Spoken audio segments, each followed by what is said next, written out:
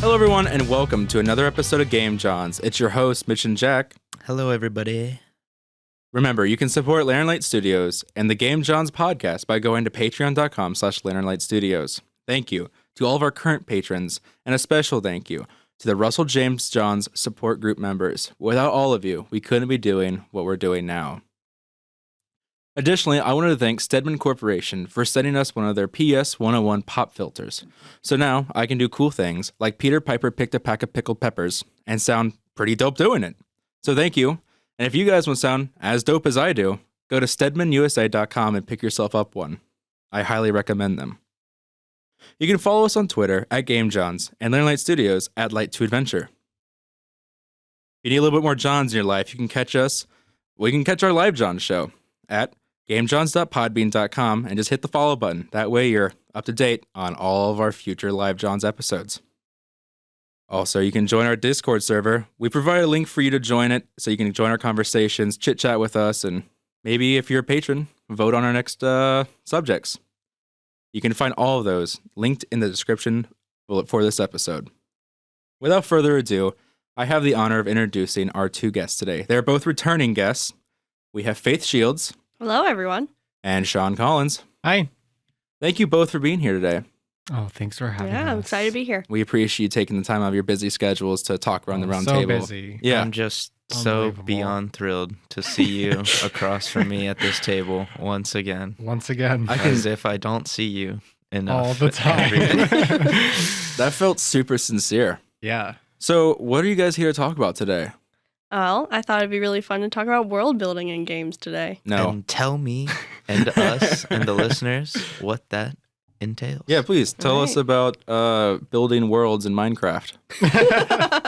So, world building from there's multiple definitions for it depending on what source you're looking at. But world building in general is looked at as creating a secondary world or a fictional world that has similarities to the primary world, which is our own world. So it's the idea of creating something new, like Lord of the Rings is the best example, but also having elements from our own world embedded into that. Highly debatable that Lord of the Rings is the best example. Debatable, yeah. And is that the Webster's definition? I need to know in case I need to write a paper on this later. I don't have the Webster's dictionary in front of me. So where did you pull this definition from? This definition comes from my own research, but also Boo. No, from Wow. from academic sources, such as Mark Wolf. He writes a lot of textbooks about world building and is referenced a lot in the subject. Wow, that was There you very, go. very That's a in-depth. good answer. Yeah, I was not expecting that. Yeah. That was just a Nice throwaway work. question, but good job. She Way came to with go. the receipts and everything. did. For real. So what are give us some good examples of world building in games. I mean, you said Lord of the Rings, but how about game-wise? What's some...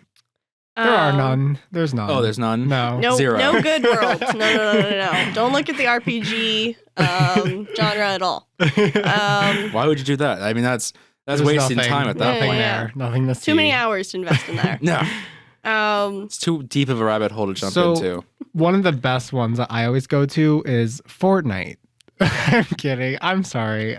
For people who like Fortnite, that's fine. I don't know. I if feel like they there's do have anyone- world building in it, though. Do I they? mean, They might. They have I mean, events they- come from real yeah. life. They have and- Star Wars in it. I mean, yeah, they have a new world every week. I mean, what Okay. better world I mean, building than that? they do have like a technical storyline to it that came from like You know what? other events in the game. You know I what? shouldn't have said. You shouldn't No. have, because now I'm mad because now I remembered that you have to play Fortnite to know what happens at the start of Star Wars. You the third do. movie. You do. Crucial information through Fortnite. That's the times we're living in. Welcome to 2020. Okay, Faith, do you have an example? On that note, good examples are the Elder Scrolls franchise. Any of those games really have really deep world building, tons of details that you can go into. So, do you play? Have you played more than just Skyrim? Because everyone's played Skyrim. She's gonna say no. I play a lot of ESO, and that Okay, so that has a lot of it has a lore. lot, They forgot a about lot ESO. of lore. So explain how that lore is in the Elder Scrolls universe. What- Like, what do you know from Elder Scrolls Online? Okay. So, Elder Scrolls Online, you can go to pretty much every part of Tamriel. There's Which lots. is the whole continent. Tamriel is the whole continent. Okay, of- and Skyrim is a piece Yes. of Tamriel. Skyrim is a region, its own little country And what is inside of Oblivion? Tamriel. Oblivion is nothing. Oblivion is a different pocket dimension of I love the Elder pocket Scrolls dimensions. world. Okay, so what you're saying is we won't get an Oblivion remaster. Well, Oblivion is set in Cyrodiil, which is in the center of Tamriel and is the seat of Imperial power. So it's not quite named as the other games are, where the names are like the actual place that they are. I see. Good knowledge. Good for me to know. I have not played Oblivion. I was just curious. Everyone talks about Oblivion and says it's better than Skyrim. So I just wanted to know, but very well. Continue. Sorry. But the way that Bethesda puts world building elements into their games is usually through the use of books, logs, or NPCs. So especially in Fallout, you get a lot of the data cartridges that you can either play a recording of A someone lot. talking, so many, A lot. or you read them on the actual little like terminals. I think personally, Elder Scrolls does this better than Fallout. Fallout is still great world building, but there's just so much, and it's so familiar to us that it's not as fun to kind of dive into. The thing that makes Elder Scrolls so interesting, and the reason why you actually want to read all those books that they took time to actually write, is because it's so different. There's something to learn. Where with Fallout, it's just kind of an alternate history. Still terribly fascinating. But I would almost argue because it's such an alternate version of our history that it's more interesting to dive into because you can relate to it better. yeah, I think that would depend on personal preference. Another game that has great world building is Prey. It kind of does a similar thing where it does the alternate history. Doesn't have as much lore. What Sounds- is Prey? I don't know what Sounds Prey like is. Bethesda games or games associated with Bethesda in any way are doing pretty well in the lore building, world building area. They have the market down when it comes to world building in terms of games. Prey is a game that took place on a spaceship, Mhm. and there are creatures that have inhabited that spaceship. I'm trying not to spoil the story because I played so much of it. I like vaguely It's know like of it, but kind of a horror game. It's like a thriller You're trying to figure out, simulation. you're trying to figure out why the ship is in the shape that it is when you figure out what's Mhm. going on. But There, it's an I'll work- alternate universe where JFK, I think, did not get assassinated. Oh, and now we're in space. everything changes. Yeah, everything changes. The Russians are friends, I think, in that universe. Nice. Okay. Well, sorry about the tangent. I just, for some reason, I thought of Evolve instead of Prey. And I was like, That's oh, fair. Prey, Evolve. And I thought they were like the same thing. They're obviously not, but okay. So let's hone in on Skyrim. Yeah, I don't want to hear any Because- more Fallout from the fanboy over here to Because my listen, left. Wow. whose favorite game isn't Skyrim? Am I saying that right? Who Who? has a favorite game that isn't Skyrim? Yeah, Yeah. yeah, Yeah. Or at least on the list. Yeah, I mean it's up there for everyone, and I do think the world building of it is a really strong component of that. I mean, who can forget such timeless tales as the lusty Argonian maid? Oh and- yeah, that's and right. other novels inside of Skyrim. That's right. That's right. Great read. Absolutely timeless. There's a book recommend it that's to everyone. dedicated to the Wabajack. Oh, the Wabajack, my favorite the weapon. Wabajack is a staff that you can get from the Daedric Prince of Madness named Sheer-Gorath. And there's a whole book He's a written whack about job. this Wabajack, and it drives the Is- writer insane. Oh, wait. It's really interesting to really- I read. definitely remember having Wabajack in my inventory. Is that the quest with the dog or no? No. that's the Wabajack comes from Oh, wait, the that's quest the where you Solitude. Yeah. isn't that where you black out with a guy? And, No, that's That's the rose. Oh, yeah. Uh, sorry. Sanguine. I'm Yeah, probably saying it right Yeah. wrong, but yeah, it's the rose. yeah, I'm Sanguine. sorry. I haven't played Skyrim in a long time. I won't hold that against you. It's fine. We all hold it against him in secret. It's okay. I mean, if I'll say it out loud if you don't want to. But the reason that Skyrim is so successful in world building, what is in this textbook that I'm reading currently, there's 3 stages. Or 4 stages, I believe. There's immersion, absorption, saturation, and overflow. Immersion is where you're first agreeing to be put in this world. So booting up Skyrim, you're agreeing to enter this world. Absorption is when you start to learn about this world. So that would be like the first mission at Helgen.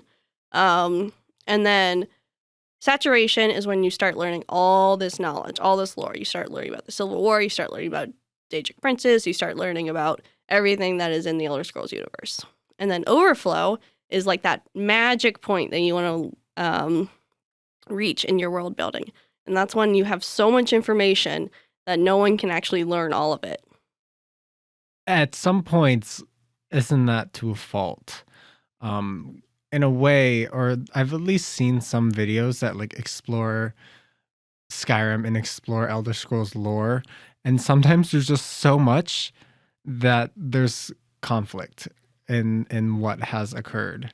So would you say like that can be bad? So so there's also, you want to be, as your world is growing, you want to be aware that you're keeping with consistency, coherency, and just like making sure there's no loopholes. Yeah.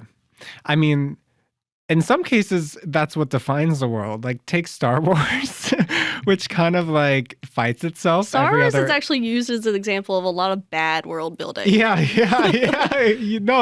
absolutely. But like in a way, that's kind of shaped Star Wars as a universe and as something people immerse themselves in. So, I mean, sure, it's bad, but also it kind of defines it. So I don't know how much that applies to Skyrim. Yeah, but the new Star Wars game, I don't remember what it's called. Fallen Order. Yeah, thank you. Has a lot of lore in it, and I really Good appreciate lore. that. Oh, it's So so good. Star Wars is getting better, but when it started out, the like prime example of not great world building is when you look at Tatooine. Like, how the heck are all those people living? Like, from They're What do you mean? moisture They're- yeah, farmers. they're- from a moisture. basic point, you have to have vegetation in order for anything to live. And so, Fair. and they That's don't go fair. into this, how these planets are running. They live off of blue milk. Obviously.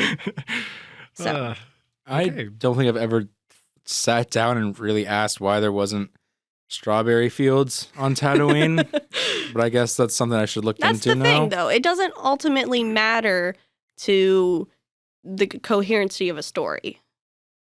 Now, when you do world building, should it be apparent to players like while they're in the game, or should they be able to research it outside? So the reason I'm asking this is Destiny, I find, doesn't do a great job of Destiny 1. okay. Destiny To be 1, clear. to be clear, does not do a good job of lore building, because you have to go to the Destiny website.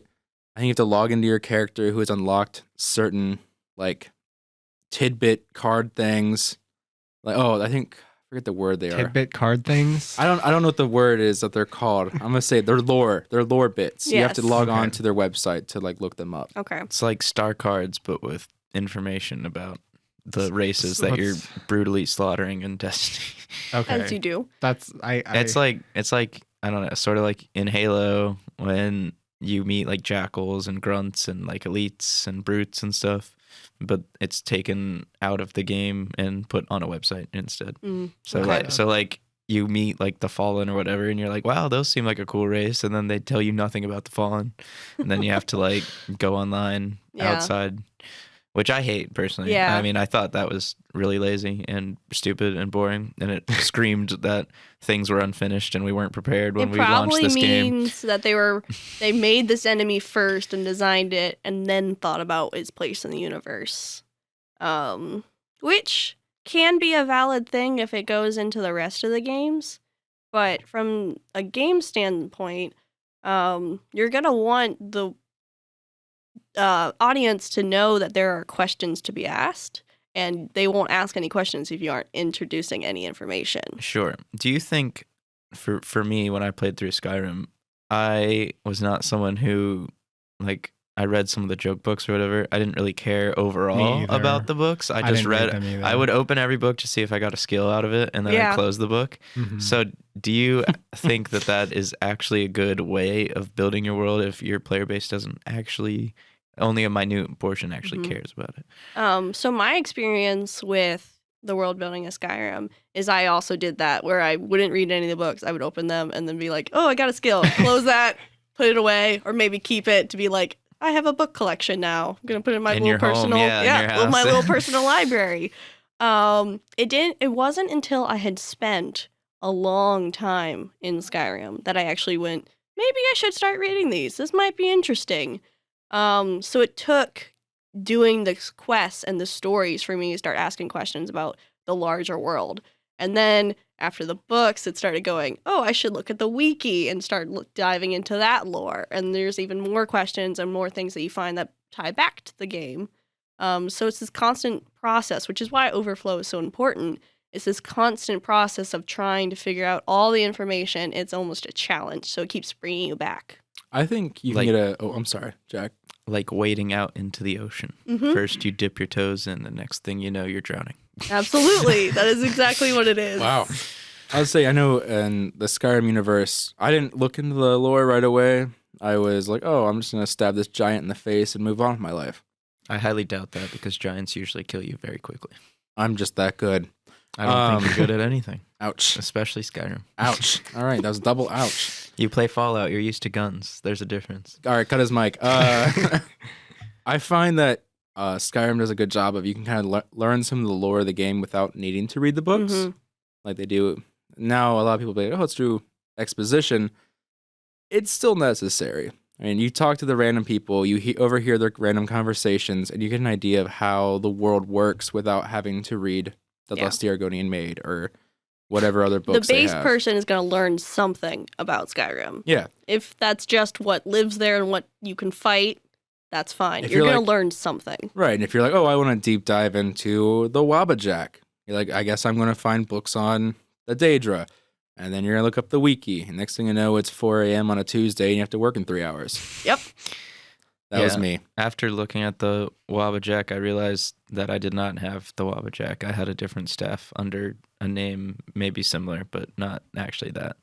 And then I was disappointed because that thing looks way cooler than its effects are cooler at least than I think I've whatever Yeah. staff I had. Oh yeah. I hung up all my Daedra weapon in my house. I don't even use any of it.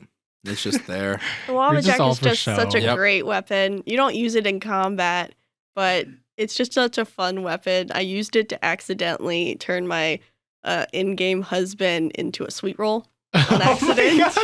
Did you yes. eat him or did you give him to a guard? I reloaded my last save because I still got a bounty for his murder. Oh, wait. So then that means the guards, when they at the Whiterun guards or whatever, now their quote actually makes sense. What's wrong? Lost your sweet roll? Yeah, I did. It was my I husband. did. It was my husband. I did it. I used to be an adventurer like you. And then I turned my husband into a sweet roll. It's a lot darker. It's a lot darker than how I played Skyrim. It is dark. Wow. That's why I like the Daedric madness so much. All the Daedric quests are The really Daedric good. quests are such peak world building. It's so much fun to do those quests. Those are my They're better favorite than the ones. storyline. I mean, the main storyline. The main storyline. which Hold is on. fantastic. Hold on a Not- second. Hey, it's fantastic. But Alduin? Alduin. yeah, he talks Alduin. cool. hmm Yeah. And then going to Sovngarde. Parthenax cool. is a great character. Oh, If yeah. you're trying to look at characters that exist within worlds. Yes. Yeah, his scales made some great armor. Did you You're really a kill monster. Parthenax? I mean, you didn't? No, I don't think anybody did. most people do. No. There came out a mod to literally bypass that. Oops. My sword slipped and he might have fallen on it. Oh no, The- repeatedly. Oh. The only people you're allowed to get rid of are the useless monks or whatever that worship him. Talos! Those guys are The terrible. Greybeards? Yeah, they suck. Oh, no. Oh, The okay. Greybeards don't help you at all, and then just harass you for being a bad dragonborn and They say shout you're at using. you. They say you're using the language wrong, and I'm like, dude, shut up! The I can whole literally do anything in this. Point game. of them is to be a peaceful monastery. Yeah, at least Using the words of drag. How is that at ever least going to be I didn't peaceful? kill the That's so silly. Greybeards. I just killed a dragon. They deserved what they got. I don't even feel bad. Sorry. Sue me. And then they make you do the trials just to go talk to him. Come on, he knows how serious you are. Oh, I was very serious as he fell on my sword 47 I'm not times. talking about you. It's You not should about be. you. It should always be about me. You've had your 15 seconds of fame. Oh, you're right. So carry on, Jack, as host. I'm gonna go make some popcorn and Oh, bye. yeah. All right, I'll be back. Well, another game, I guess, that I enjoy world building wise was I mean, in my opinion, it counts. I don't know if you would count it, but in BioShock with the Yes, tape absolutely. recorders or whatever that you pick up, that's actually my favorite form of learning about the world currently in games. I think audio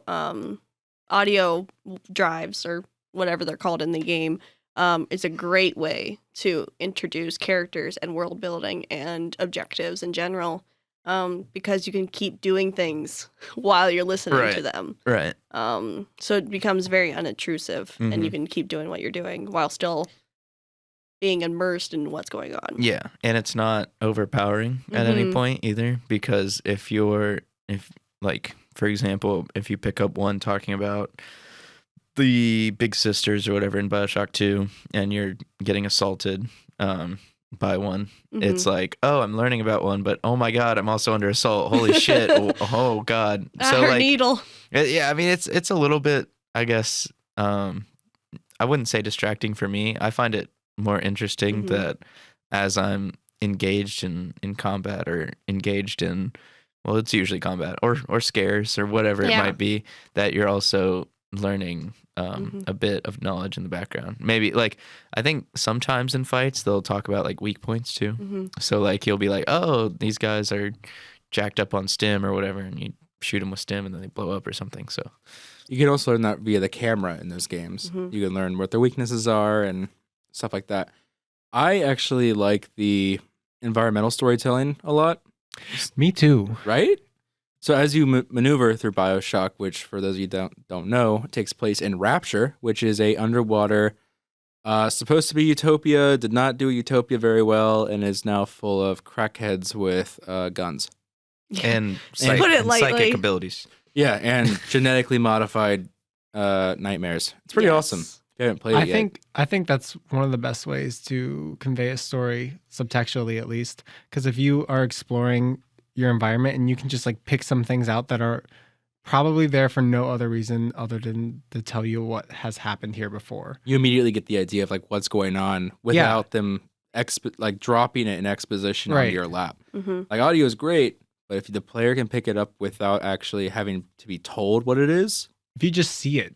yeah, And like then you can kind of be creative with it too and be like, oh, I bet this happened or this. And that's, to me, that's the best. Like that's what makes exploring in games fun.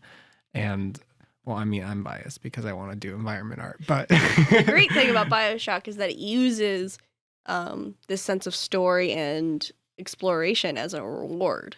So you feel that excited and rewarded when you start exploring and finding these things. My favorite part of BioShock in terms of environmental storytelling is the medical facility where Dr. Steinman, I think is his name, is basically the big bad, and you see pictures of all his subjects basically plastered around the walls, and you start slowly putting together the values of Rapture.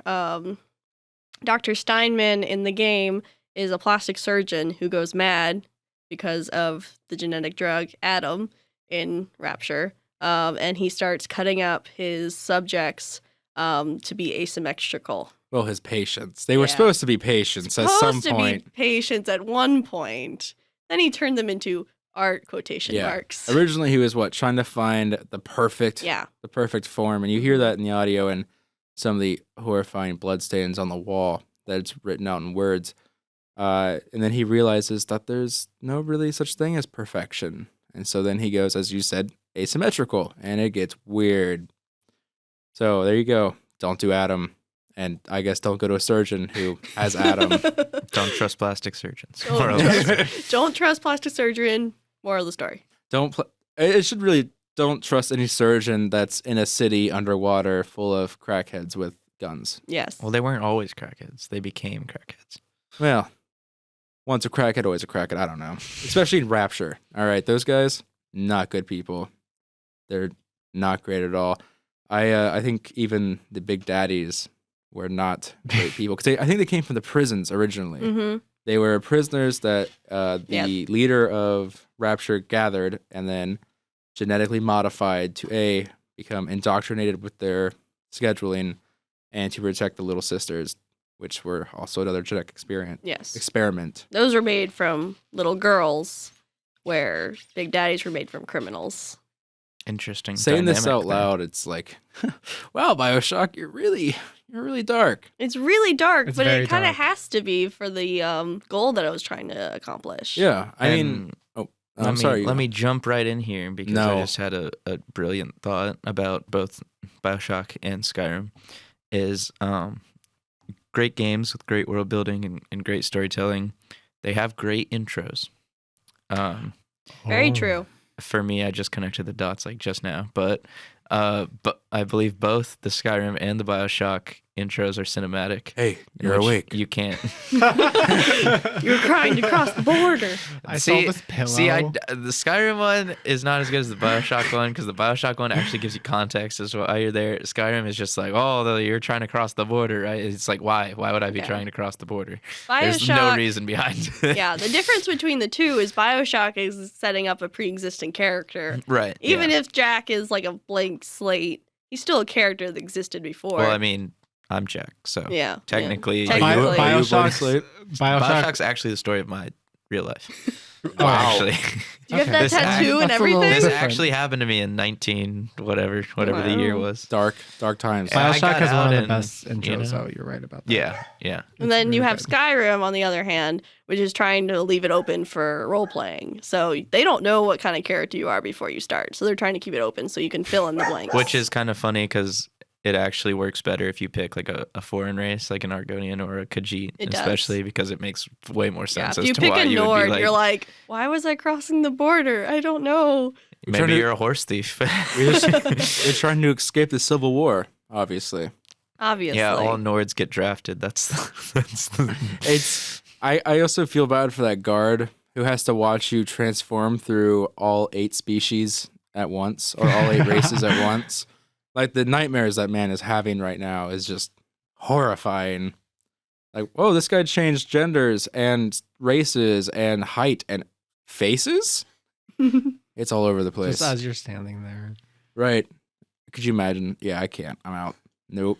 No, the best is when you go to get beheaded, and then boom, Thomas the Train Engine swoops in. Oh, you modded it. And I then was the like, wait. trains are back. Wait, when did that happen? That's Is that- So canon. you're that kind of modder. That's Skyrim can't. No, unfortunately, I play on PS4. Can't get Uh, the mods. worst one. So what kind That of is the world worst building one. involves Thomas the Train? a You good know, one. it fits right into Skyrim. Yeah, it makes sense to me. They have steam engines. You know what would make more sense though if it wasn't Thomas but the helicopter because dragons can fly and helicopters can fly. There is one for a helicopter too. And there's a helicopter character in Thomas. Not that I Oh, would know or He's anything. like, deep down, it's my favorite thing to watch in my spare time. you know what? I'm not hating. It's fine. It's Team- really good. It's interesting to talk about Fan world fiction building. about Thomas the train engine and his helicopter friend in Wow. Skyrim. That's a whole nother subject for, I hope, another We'll get there next. Another Someone make pod. it happen. It's another probably out there. podcast a long time ago. They're never going to happen. So a game that I felt had an interesting success to world building was Team Fortress 2. So it started out as just like nameless mercs who, had no personality. And then very slowly started to create like a web series that introduced like meet the crew. And then you got like the engineer, the heavy, the sniper, the spy, stuff like that. So they went from not having a great built world to having something that everyone relates to or knows Was of. the web series in game or was it Well, I something know you had to go out and Well, find. personally, my interaction with it. Also, I find it funny that you said everyone relates to, because I'm sure everyone relates to being a spy and being pyro and being Yeah. an engineer. Yeah, definitely. Yep, I I've relate. definitely been pyro before. He sees happiness. My interaction was with that YouTube video because it became like a meme in all kinds of communities, like the pyro video specifically, because he's a flamethrower character with like a gas mask, and everyone's horrified of him because all he does is light people on fire. But in his like little goggles, it's like he's blowing rainbows and it's like flowers. Yeah, he's like shooting bubbles out of his flamethrower, and he's like, It's really fun. It is it's fun. super dark. It was a web series called Meet the Team, Okay. and you could watch that to get a better Teen understanding. Yes. Meet the Teen Mom. Yes. New game. That's year. That's Sounds it good. exactly. New dating sim. MTV sponsored. It's got a lot of Love cash it. behind it. Oh, I Definitely think gonna I've be a big seen success. some ads for it on Snapchat. Probably. Which Wow. always comes up. I don't even know what to. Okay. Don't act like you don't get dating sim ads on your Snapchat. Not about the teen mom one. Oh, well, I hope not. Because that's my IP. Okay, It's no, copyright. it's cool. It's cool. It's cool. It's cool. How about Doom world building? I don't know why I thought of I Doom. haven't played but Doom. I'm sorry. Any of the Doom? Jack just gasped for those who can't see. It's Well, like that would be actually everyone. one of the most fun games I've ever played. It looks heard really that. fun. I've Which- also not played which it, Doom? but Guys, it looks well, great. the remaster. I mean, Oh, I've- not like the 1990 PC It's also game. Bethesda, correct? Yeah, they're attached to Bethesda. Yeah. It's id Software. Published. Yeah, published. Yes. Okay. It has the Bethesda name on it on the box. So if you're looking at the box, it's like Bethesda, ID Software. Well, they do a good job with audio cues as well, and giving context to why the gates of hell have opened and why you're slaying demons on Mars and See, to me, all kinds of fun treats like that. And it's incredibly satisfying to melee and shoot and just cleave a path of carnage through demons. So maybe you just like murdering demons. Who doesn't like to get rid of their demons? I mean, that's fine. Yeah. Did you say other demons? Well, I mean, I'm looking at one right here if you catch my drift. Wow. Who is he looking at? Two of you, honestly. Another one that they had to kind of pull themselves up was Payday 2.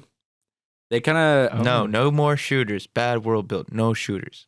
they did better. So originally they only had like the 4 characters, and they didn't really have a ton of world building. And eventually, they started including people from like Hardcore Henry, Hotline Miami. They had John Wick, and they started actually grounding the game into a sense of like there's a realistic like spot to it. They linked all these universes together, and really built out these stories that you can click on like their bios. You're looking up online. It's kind of a lot of fun to learn like how, the Payday crew met John Wick doing this and that, or I think that was because of his dog. I think that's like why he met the Payday It's always crew. the dog. It's always the dog. It was dogs. He met the one of the characters from Hardcore Henry through I think a bad coke deal or something like that. It's a lot of fun. I enjoyed it a lot. It's a game I put a little too many hours into, and I deal with that on my own time. Another one that I like a lot is the Grand Theft Auto and Red Dead series. I feel like they've done a good job Woo! of, right? Love Rockstar's games. They've done a pretty good job of building out these worlds that players can explore at their own pace. And in Red Dead 2, Arthur Morgan keeps a diary journal thing that he like writes down events that in his own happen voice. in his own too. voice. I think that's a great way to do story and world building at the same breath. I think journals are so fun to read. Yeah. And some of it even reflects back. So if you play the second one and then the first one, there's moments from the second one that you can see, like, oh, so this town's doing this now, or stuff like that. So it really builds out this world. And Grand Theft Auto 5 has characters from Grand Theft Auto 4. Grand Theft Auto 4, I don't know if it has any characters from 3, but I could be wrong. It's been a while since I played 3. Vote yes on issue 3. Medical cocaine. Yes, medical cocaine. It's like When they issue. said- when It's I heard issue that- 32, I think. Oh, issue 32. Right, my bad. When they said that, I was like, All right, shit. I mean, it means you got ghosts in your blood, so you gotta do medical cocaine. That's funny because South Park actually did an episode where Randy got cocaine legalized, and it was because he started with medical cocaine. Anyway, it's a whole thing. You should look it up later. Well, but unpopular opinion, I don't like Rockstar games. I hate that's them. fine. No, I hate them. I don't. I mean, you're- dislike them. I hate them. That's cute. I'm Oh. also not quite that much of a fan of them. Thank you. Oh We my. share a lot in common I with this think table. You're Red Can we go Dead- ahead and quickly cut- becoming my favorite. Can we go ahead and special cut these guest. mics? Aww. What? So I like Red Dead Redemption All right. and the idea of it, but it's so slow. It's super obvious to tell what's Wow. coming. Like it's really not innovative at all. yeah. either. All I hear is. Okay. All right. Good I think- argument there. Damn. Wow. I Definitely. hear what you're 12. saying. All right, Um, listen. You gotta like.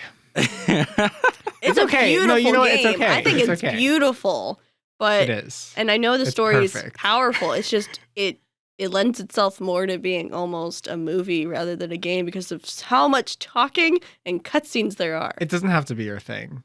Quentin Tarantino movies aren't my thing. Okay, well So- now I we never have a said problem. had to be my thing, but It's- I you said- appreciate people who like it. You said I hate Red Dead. and I didn't hate say this. I hated it. Jack You said that. I hate everyone. I said I appreciate it, You said but I don't all personally humans enjoy must it. die. All right. I definitely love Rockstar games because I definitely have over 2,000 hours in Grand Theft Auto 5. Oh, You What have do that you- like destructive quality to you Yes, though when you I play do. games, and Grand Theft Auto is the quintessential game for that. It's all so played out though. It's all just stuff that happens on a regular basis, and it's boring, and, And I'm nothing here is for it. innovative about it whatsoever. It's just but you could do whatever you want. and Don't you I play can do whatever I sports want in games? any game. Not necessarily. Like Most- in Grand Theft Auto, you can truly do almost anything you want. Like But what's the appeal to that? Why do you Agency. want to do? doing whatever you like. It just like having like, oh, I wonder if I could do this, and then you find out you can, and it's just like, oh, that's sick. Like But- not all so games. you find out that you can do it, and then what's your motivation to keep doing that? Yeah, like, exactly. Is It's there just- any it's just reason? the- It's boring. Why would you ever go back? You go, okay, I did it. And It's then an you go adventure. and do another thing. Okay, I did it. It's all about creating your own memories in a game with agency. I mean, you can play a linear game and the game can feed you experiences and memories and stuff. But if you give me an open world, I can hop in a Lamborghini, ramp it off a mountain while explosions are going off and a jet's flying under me. I'll remember that for the rest of my life. That's emergent fair. gameplay, baby. Yeah. You know, and whether it's boring to some or exciting to others, I think it comes from how you approach games. I agree. It's the Mhm. same reason that I don't like Minecraft either. There's no right way to enjoy a game either. No. Like I mean, my So- way is the right way, but yeah, and same I think with if me. you look at mods, and that they're factor wrong. comes Exactly. No, I think if you look at mods, the idea that there's no wrong way to play a game really comes through too. that's true. Because there's so many. Like if you look at all the Skyrim mods, my mod list is going to be very different than like Mitch's mod list. I don't have a mod list. Playing with Hmm. mods, I don't like Unfortunate. modding games. playing with mods It on increases Skyrim has the- kind of ruined my experience. Really? Yeah. Why? Because most of the mods, like some of them are cool, like if they're minor and like are doing like minor character change, like you can get enhanced character features, you know, like Yeah. that. Those are cool. I'd definitely offer that. But like some of them, like maybe not accidentally or like, because you can read what you're installing, obviously. But like, what did I do? I downloaded like a vampire mod or something, and so it gives you like a passive ability, and it also gives you like a new drain ability or Mhm. whatever. The drain ability is the most OP thing I've ever played with in my life. It literally one shots all of the content like until That's just level bad 20. game design. at Well, that I mean, point. it's I mean, I didn't know that that's what Yeah. I thought it was gonna be like. Oh, it'll be like a slow burn. So like, if I'm really in trouble, I can like start healing or whatever. And there is a mod like that. I also have Oh, a vampire mod. I'm sure. But it is kind of a hit or miss. You have to do like I'm the type to research everything, and so it took me like 2 hours to research all like the best Yeah, mods. I to just get. go through the list and I'm like, oh, that's cool. And then I try Mhm. it, and then I'm like, oh, now it's boring. Oh, I will say- now my game sucks. Now I have to go create a new character. I do mod Left 4 Dead 2. I will say I modded that game. I had to think about what games. How? With what? What On- did you mod? What did you change? On PC, I just downloaded a Helm's Deep map. I changed the zombies to the xenomorphs from Alien. I made the. What about the See, special I don't zombies? like the though? mods that don't match with the world. Oh, I made it. It's a total hellscape and it's awesome. I made like the tank into the trolls from Lord of the Rings. Just stuff like that. I made it. With machine guns. Yes. Oh yeah. Nothing makes sense. I think I play as Deadpool, Isaac Clarke from Dead Space, and a few other characters, and none of it makes sense. They're fighting xenomorphs in Helm's Deep with a like charging mama xenomorph. I don't know. It gets weird. You should get Marvel on the phone. This sounds like an ambitious crossover underway right now.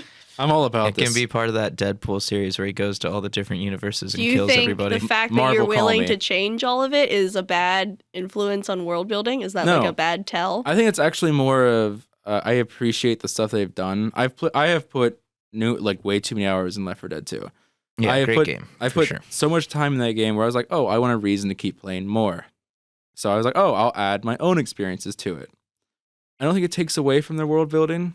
Their world building's still there. I've just changed like the skins on characters, Understandable. I don't think you necessarily need the same skins to enjoy the worlds that they've built and the lore behind it. Sure. It just adds my flavor to it, which Well, is Does it xenomorphs. break it though? I guess I don't- If you go into it and you're like, "Oh, Deadpool's here. If it's This your world isn't Wait, real." if it's your first time playing it, yes. Yeah. If you're me and you've been playing it for years and years and you have more hours than you can even count on your hands because you play it on the Xbox and PC, you don't care. I hope you at least change the voice packs too, so you don't have like Bill talking I as you didn't. play it. See, now that's just stupid. Now it's just I dumb didn't and it's do pointless. that. It was so much. Why would that be fun? Like you're playing as Deadpool with a Because female I have voice. It doesn't. agency. Your agency is dumb and stupid. I can see Hey, inside of He your is mind. he's so I'm gonna judgy. pull the Kylo Ren. This I is can a see inside of battle. your mind. What you have in there is stupid. And then He's very throws you into aggressive. He's into very aggressive. Into the He needs vending a machine. He needs a Snickers. Are you okay? I am. I'll be okay. Okay. Well, I do want to bring up that I think zombie games like Left 4 Dead is good at world building, I would say, but like zombie games as a potential or like in general, I think they have bad world building inherently. Except for Last of Us. That's the exception. Is that really a zombie game? That's I mean, not really a zombie game. I think it's It's a not it's a zombie. post. It's not. It's not because they give you an origin for why things are happening. Personally, whenever I see anything incorporate zombies, I immediately go, "That's a And they're cop not out." zombies though. Like they inherently tell you that they're not zombies. Someone correct me if I'm wrong, but I'm almost positive that what it is like a fungus. I haven't played. Oh it. yeah, it's a essentially fungus. zombies, That's not though. zombies. That's not Pretty what much zombies are. zombies. Zombies are But they and- need a and reason that they're zombies. reanimated dead bodies, corpses, hungry for brains. Fungi people are not zombies. And that's why you're all wrong. And that's why they can have Essentially good world zombies. building and good storytelling because it's not zombies. Well, if Okay. they still had zombies, it'd be the same world No. and the same story. No. Because you Yeah. can never They would explain. have to come up with a reason Yes, why you people can were never being explain. Yes, reanimated. that's what the issue is. You can't explain it because every time you try, it's fumbled. It's blasphemous. So what about moving away from the like fantastical settings of zombies and clickers and xenomorphs and Skyrim? Although Assassin's Creed is still fantastical, what about the fact that it's set in historical settings? Like, how does that affect world building? Faith, you I'm lit so up. glad you You're brought this so up. excited right now. Please carry us through Assassin's this. Creed is one of my favorite franchises. I love it so much. Even It's Unity. not like they have to do any work though. I haven't All played of that their, one. Don't. All of their stuff is just laid out for them. They just copy paste what happened in real life Okay, and then have- insert their own character and then Oh. boom. Uh-oh. Except for the weird DLC pack where George Washington was a rebel or He was like a tyrant. Yeah, and you have to kill him. Yeah, no, I stopped playing. That's number 3. I stopped playing that one. That was my least favorite like a one. third of the Besides- way I think that's in. everyone's least I was favorite. like, oh, this is so boring. I'm done. Yeah, who would have thought that the Revolutionary War would be a non-engaging? I know. It's so world. sad. It would have been a great, like, I don't know. I love history. So anything to engage with that, I'm totally into. And the fact that that one just flopped so bad. It just, yeah. Hold on, I got this guy. Reload, puts powder in weapon, inserts steel ball. Give me 5 more minutes. I'm almost ready. Um, I think, I didn't dislike it because it was boring. I disliked it because the main protagonist sucked. But that's a different topic for a is it different not podcast. Ezio? I thought they were all was Ezio. really engaged. No, they're not all Ezio. When I was really engaged when it was his dad. I don't remember his dad's name. Nathan. Nathan Drake. Yes. Yes. No. I really enjoyed it when it was him because I thought he was a lot more compelling character. Connor was just like whiny. Connor was whiny. You didn't really feel exactly for what happened to him because he didn't, like, his village burned down, but everyone lived. Did his mom die? Yeah, his mom died. His mom Okay. did He was salty about his mom dying. That was sad. That was sad. But you still didn't necessarily feel that he lost a whole lot because that wasn't necessarily addressed. Yeah, he just kind of whined his way through the went next past it. 12 hours of I gameplay. don't remember. I remember loving that game when I played it. Which one is Connor in? That's number 3. Number 3. The one that you Revolutionary don't War. like? Yeah, this is the one we're Yeah. both talking about, the Revolutionary War. He just said it isn't Ezio in all of them, so we're just gonna. No. bypass. First I mean, one it's basically is... Ezio if it's his dad, and then his brother, and then his What? cousin, and then Where the fuck? No, I mean, No. No. We are all over the place with that timeline. Yeah, alrighty then. My favorite is... I love Odyssey, but my favorite is Ooh, Black Flag. Yeah. Edward Kenway is, I think, the best Because assassin. he's the least assassiny assassin to assassin in an Assassin's Creed game. I just Pretty wanted to much, say assassin yeah. 4 times. He isn't indoctrinated into the world before you meet He's him. all about the pirate life. He's got the Mm-hmm. rum, he's got the gold, and he's got a whole lot of guns Yes, and he interacts with his world in a very interesting way. in a piratey way. The pirate world is fascinating with the way they build it up. It's all about that stabby McStabberson and then Yes. steal all their gold stuff. And the pistols, the multiple pistols are key. And the ship. Oh, all right. So we can You talk know- about Assassin's Creed like that forever.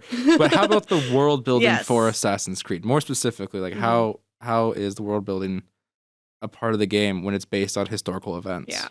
So I think they add their own elements to it. Usually the elements that they add with the whole weird pantheon of the gods that are like with the animus and all that stuff is weird. It doesn't make a whole lot of sense. Yeah. But if you take that out of it and just look at the world building from the historical point of view, they keep everything very consistent with the actual world. And so you start learning about all these historical events and all these historical people in a really engaging way. So, like, for example, in Black Flag, you meet Blackbeard. And most people know who Blackbeard is, so you have these preconceived notions about him. But when you place him in the actual world and he starts interacting with other characters and different organizations and different cultures, you start seeing who that actual character is, and he becomes a deep ingrained part of the story. Yeah, it's interesting watching. I don't think Edward was a real life person. I mean, I could be horrifyingly None of the wrong. protagonists are real people, I don't think. And having them this new character, this new person interact with historical figures is always really interesting to me because as a player, you're kind of creating your own story, but you're also following a linear track. Yeah. So having this, you're taking historical lore, and then you're also getting fake historical lore. Yeah. And Odyssey especially deviates from that Yeah. hardcore. Yeah, There's I'm a in the- lot of not historical facts about Odyssey. my roommate played a lot of Odyssey, like really sunk a lot of time. Like I think his favorite Assassin's Creed for sure. And as someone who studies a lot of ancient Greece, I can tell you that was not an accurate depiction. No, a lot of it is... Although it was more interesting, that's for I mean, a sure. lot of it's myth, though. Yeah. To be fair. I like it because I also know a lot about Greek legends and all that. I like seeing it from the version of Greece that they have created. Oh, They've yeah. No, created they did a really good job their own version of recreating- Greece, and it's awesome. Yeah, well, it's based a lot in real world scenery and places and stuff. I think I was actually in a class at OU. I think it was They did the exploration thing. no, but he brought up Odyssey as Assassin's Creed Odyssey as an example of something that we were talking about in class. One of the it's like the theater spot where they have the seats in the hillside. Yeah. That I forget what the name is. Off I'm the in a top of my class head. right now that's about period styles, so architecture throughout the ages. Mhm. And my professor, not knowing what it was. Amphitheater. Yeah, Yes. there it is. My professor, not get knowing there. what it is, played a video of Assassin's Creed Origins. And it's like a Nice. little virtual tour of the character going through an Egyptian house. And he played it during our class. He's like, someone made this. This is a great simulation about actual Egyptian life. So watch this and learn. And it's really fascinating that Assassin's Creed can do that.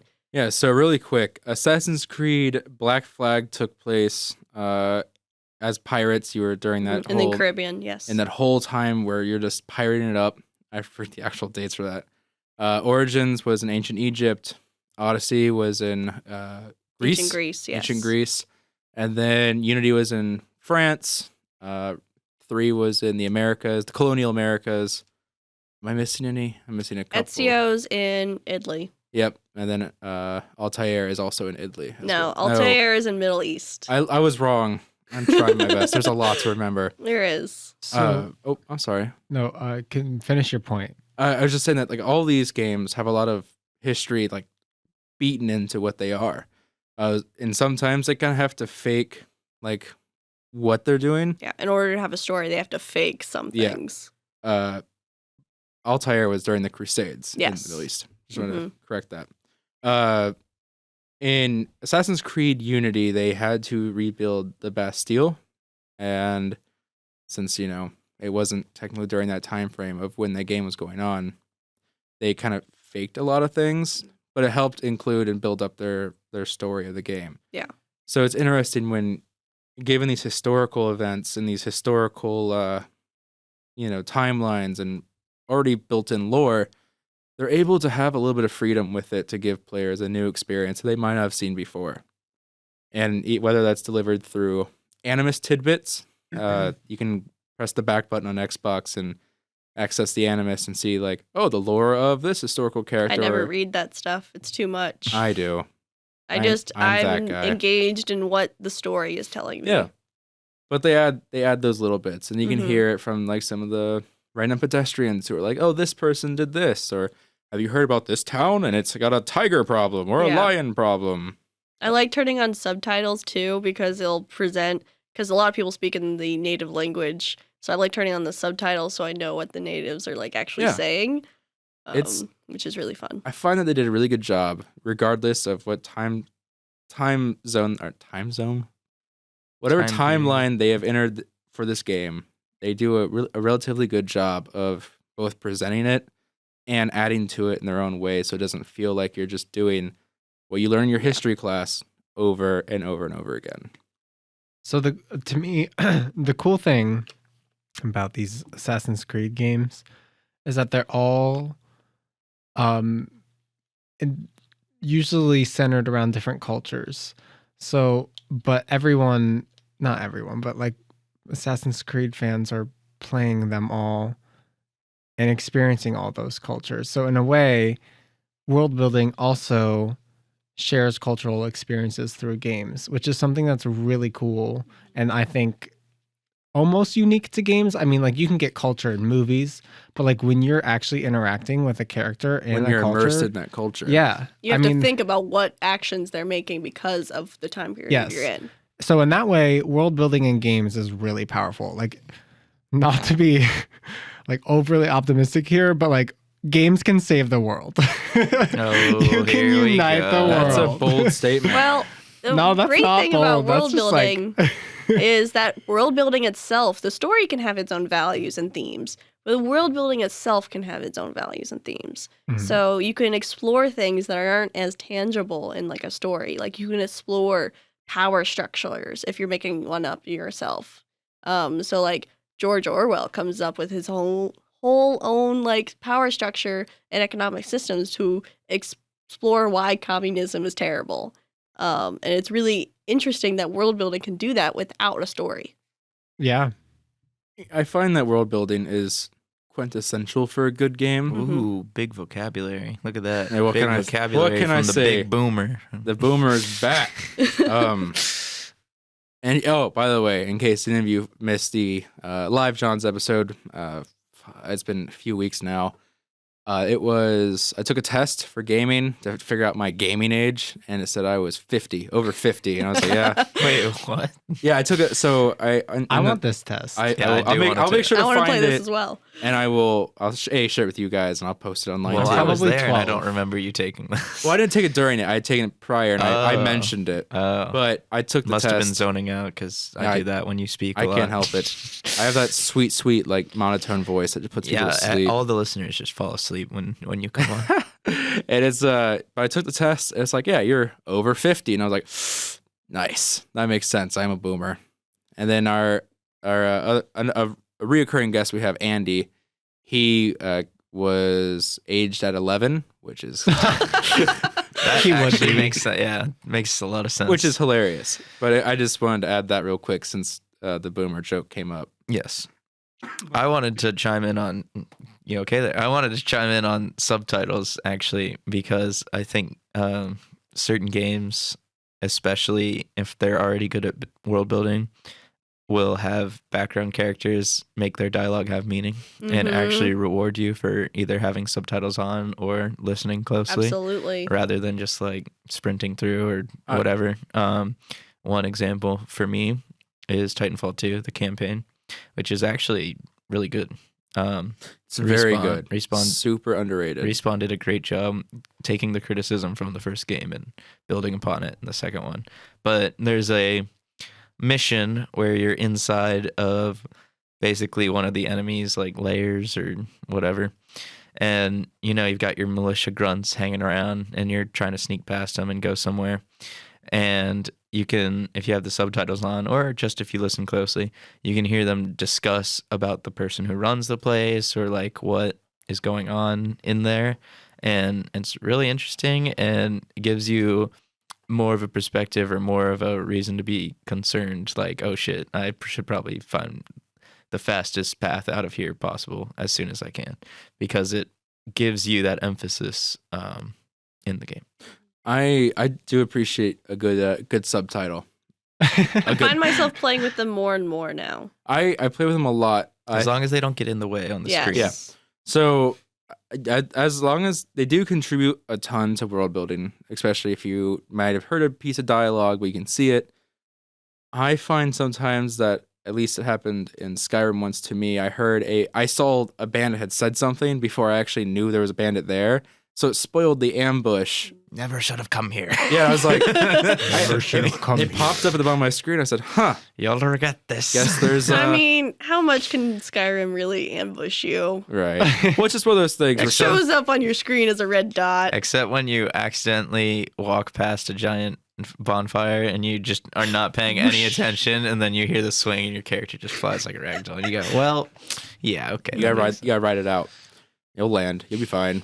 Just walk it off. That's the next mod I'm installing is no fall damage or something like that. It's one of those, like, I love subtitles because I need them to sometimes pick up on certain parts of conversation, and they really help contribute to a lot of the parts that I'm playing. When parts of the game happen and it kind of spoils, like say an ambush or a secret event or something, it does kind of bug me. But it's not such a big complaint where I'm like, oh my God, this game is the worst. You know what? No, I vehemently disagree with you, because He disagrees with me. let me explain why. Right? Say you're No. walking forward on a path Absolutely in not. Skyrim. You see the subtitle pop up. Nope. It's still gonna Mm-mm. surprise you when you see Bandit says whatever, like, oh, I should have cut, because then you're like, oh shit, I didn't hear that. What the fuck? Where the fuck is this guy coming from? Mm-hmm. Or troll snarls or whatever. If you see the troll snarl thing, then you're like, oh my god, well, oh my god, I'm gonna where? die. Yeah, and then you're really concerned. So I wouldn't say it ruins the surprise or the spoil of an ambush unless you're like completely sound whoring. But like even then, For me, in my personal experiences, so it's you wouldn't play spoiled. Alien Isolation with subtitles? No. I personally wouldn't, just because I like the audio and sound. Do we even games. know if Alien Isolation has subtitles?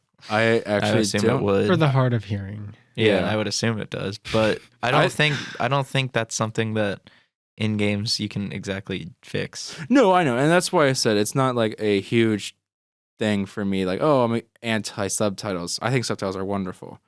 I just find that sometimes it spoils it in my experience of a couple ambushes here or there. You start reading ahead, and you're especially with like people who are voice acting. Like, you start reading ahead, and it's like monotone, and then the person delivers the line, and you're like, "Oh, I already knew you were gonna say that."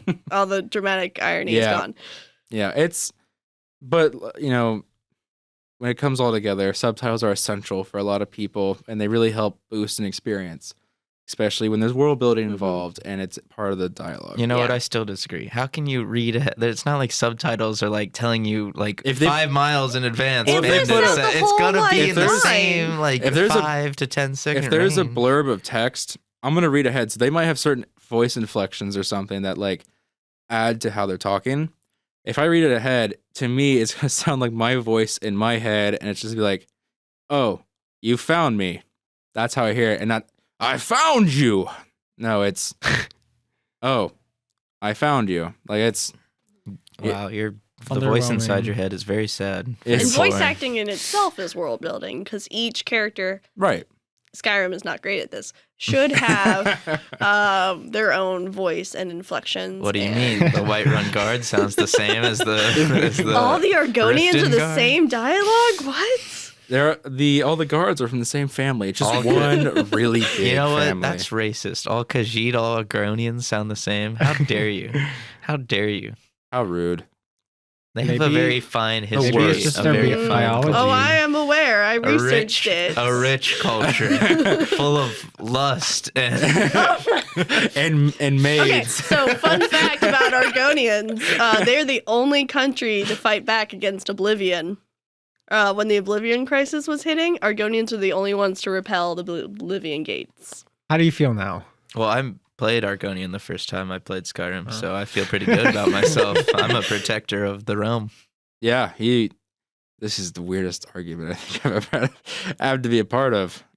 You called her out for being racist against Argonians. Oh my god. I take my people very seriously. I think you're the racist one, Mitch. Oh, just because I like the storm, get out of here. Get out. End. No, I think you're off. Imperial you're out. Or Battleborn. Battleborn? That's what that's what the guy says in Whiterun. Battleborn. Don't at me. You know if you it's know. It's not Imperial. It's Stormcloak or Battleborn. No, right? he's like, no. It's Battleborn or Greymane. Greymane. Yeah. He's up there and he's like, the first thing he says to you is Imperial or Battleborn.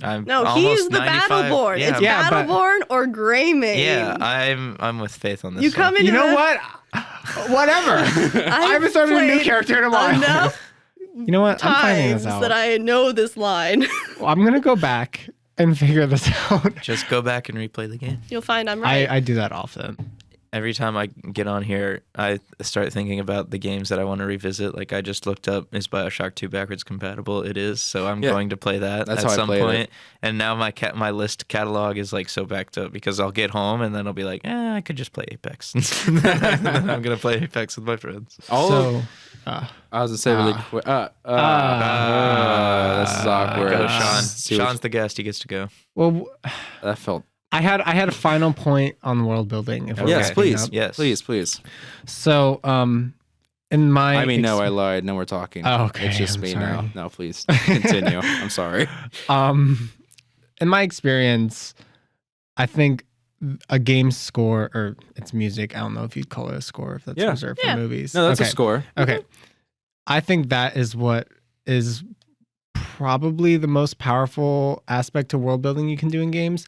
Because I was telling Faith earlier, there's this moment over the summer when I was driving through America and I was driving through the snowy mountains in Colorado. Nice. And I turned on the Skyrim soundtrack and I was transported there. And it was the coolest thing. Like, it's not even like, wow, like, this is so cool, like, blah, blah. I don't know. It was just like, I was there. I was in Skyrim in real life. Did you hit a snowy troll? Mountains. He fast traveled. I did. I fast traveled. Yeah, 10 hours in a car. I fast traveled. Its scores are essential to gaming. Martin O'Donnell, he did the scores for the Halo series.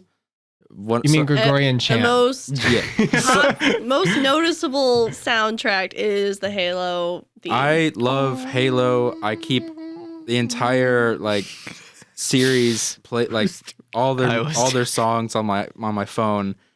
But without that sound, without those songs, the crazy moments in Halo wouldn't feel the same. Yeah, I'll never forget when you're in the Warthog and the planet's blowing up and you hear dun dun dun dun dun. Yeah. Dun, dun, When and I'm that- like, oh shit, drive. When it starts picking up and the world's falling out from underneath you and your Warthog's holding on by an inch of its life, a wheel's gone, your friend's screaming, you're screaming, and the score just swells. And at that moment, you realize you've really found a game that will go down in history. Yeah. Beautifully said. Thank you. Yes. That actually felt really good. I'm gonna go find a new job. Okay.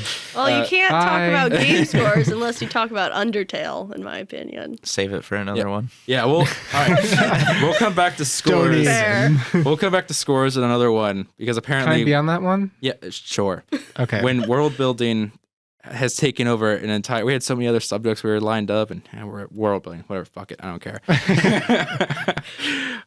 Really quick, actually, we talked about Skyrim for a split second. There's actually a big argument behind it, and you'll see it on Twitter. Don't worry. If you guys get the chance, let us know what side of the Civil War in Skyrim you sided with. These three sided with the Imperials, Imperials. Yes, long live the Empire. and Yeah. they bent their knee to Keep the order. High The Elves. Empires kept peace. Keep order. They had to. Wow. Okay. I sided with the Stormcloaks. The wrong side. Anyway. Bye. Why would you see? Here's the thing, Okay. right? I really quick before we start. We don't have time for all these opinions. Really quick, I would You love mean to facts. hear how you guys come out and if you're like, hey, I sided with the Stormcloaks or I sided with the Imperials. Let us know so I can be like, yeah, we all sided with the Stormcloaks. Faith, you're wrong. Move on. Okay, well, when everyone tells you that you're wrong, you're gonna feel really dumb.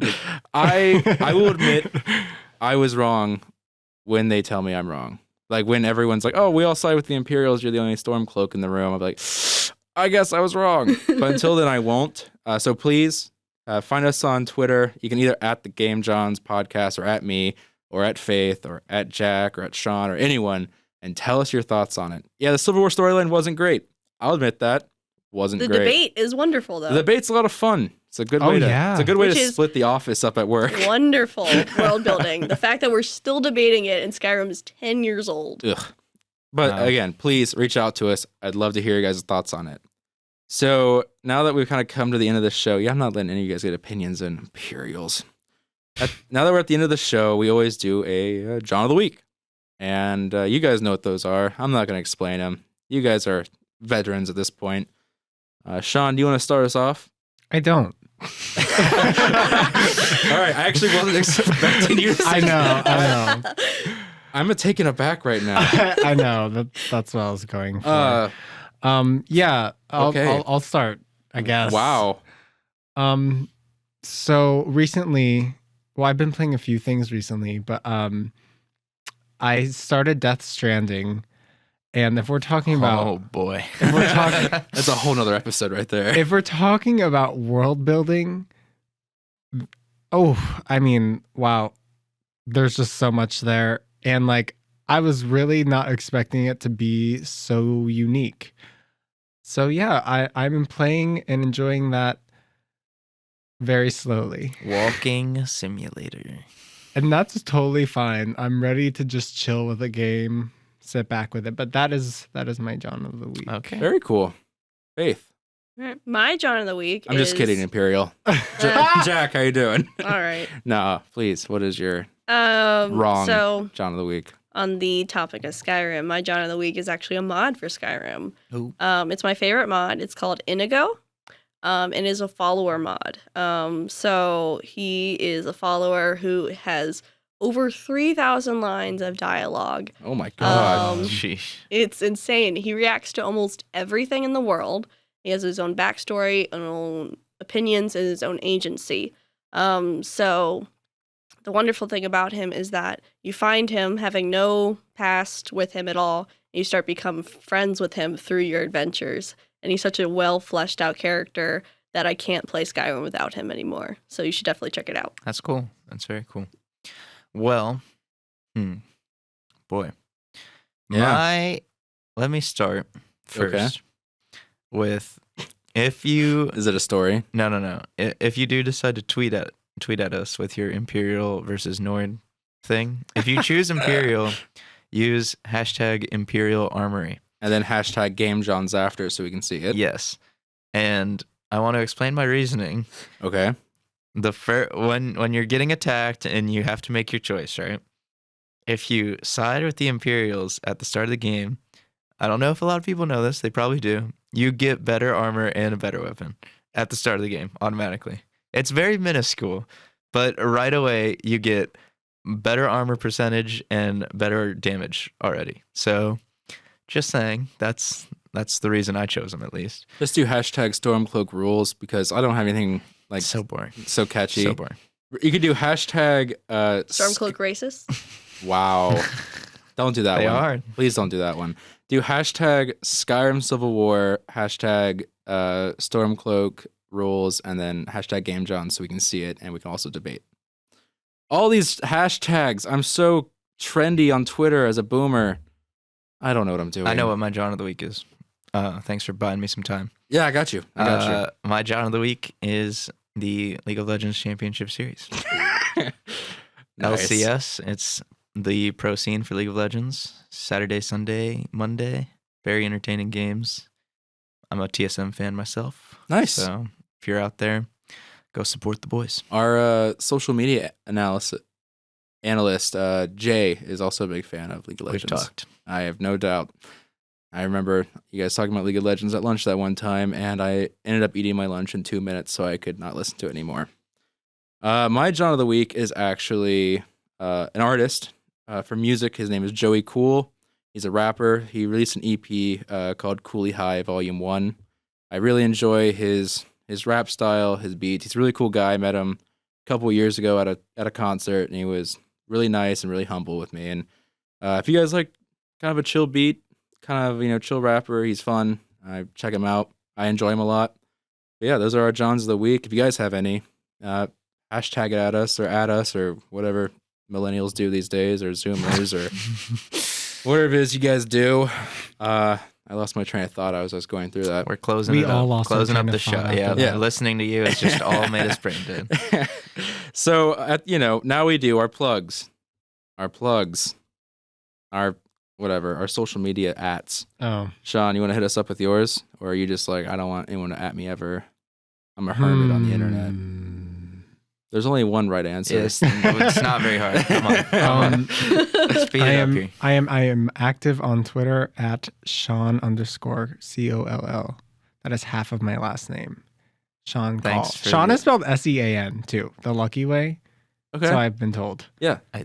That's the lucky Good. way. Sure. I guess. All I mean, right. I'll take it. Someone said that once, and I was like, "Yeah, you're right." Yeah, someone told me that messy handwriting means you're more creative, and I've taken that one and ran away with it for about 5 years now. Right, so. right.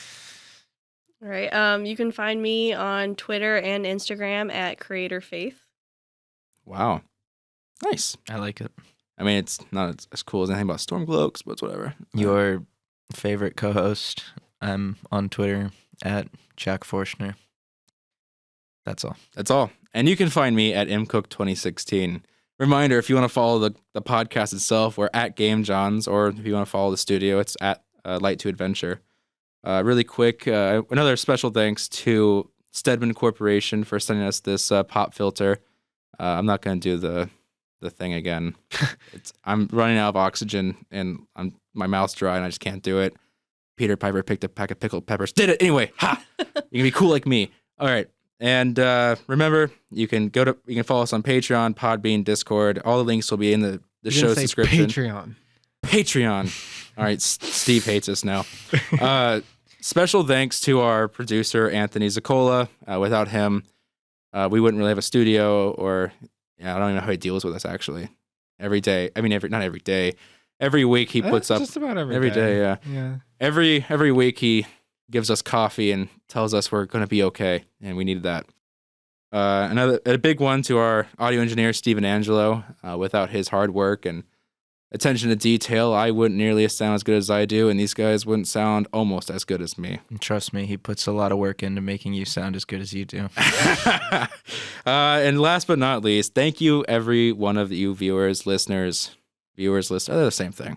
To me, they are.